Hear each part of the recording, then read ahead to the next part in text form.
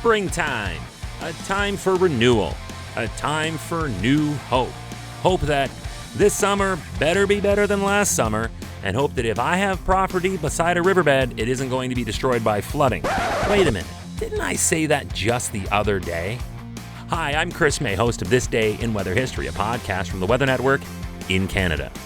Hope was never a luxury for anyone in Quebec who were affected by the flooding that either damaged or totally washed out 760 roads and highways this day in weather history.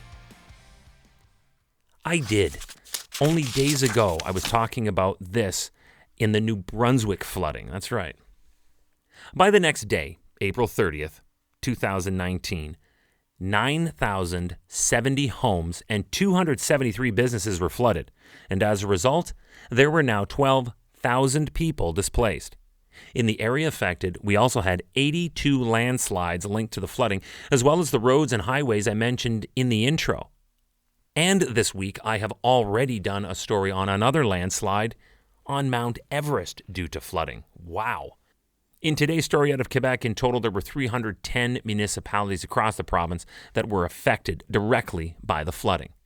Yes, the 2019 spring flooding disrupted thousands of lives, and not solely because of the scale of the flooding, but for its after effects, some of which are still being felt today. So, what happened? What do you think happened? A catastrophic, calamitous convergence of worst-case scenarios is what happened. You had a very snowy and exceptionally cold winter that preceded this season. Because of the cold and the dense snowpack, you had frozen ground, like frozen solid, as in no absorption, like concrete. So when it rains on pavement, let me ask you, how much rain gets soaked into that surface? Think about it.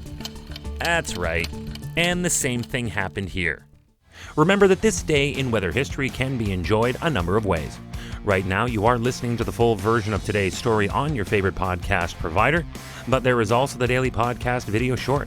They are shot right here in my podcast recording studio, so you get that perspective, and oftentimes they will include visuals from that day's event, from when it happened, in weather history. So after listening to the full story, go check out the podcast video short on television or online anytime at theweathernetwork.com/weather history.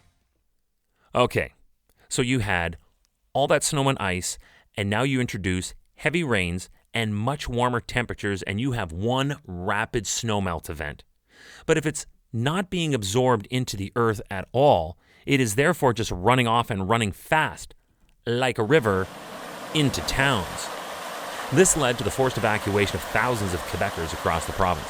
Water levels were high enough to raise the alarm and evacuate the town of Grenville-sur-la-Rouge when it looked as though a local dam might be breached.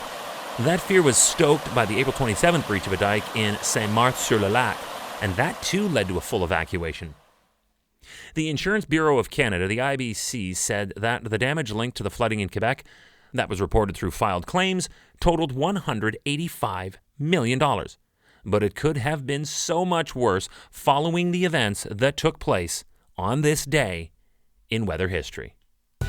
Hey, do you like the podcast? We'd love to hear from you. If you have an idea, go right now to wherever you're listening to me and rate us if you would, please. It's on a 5-star system, and we would love as many stars as you can afford. So rate us, but then also review us.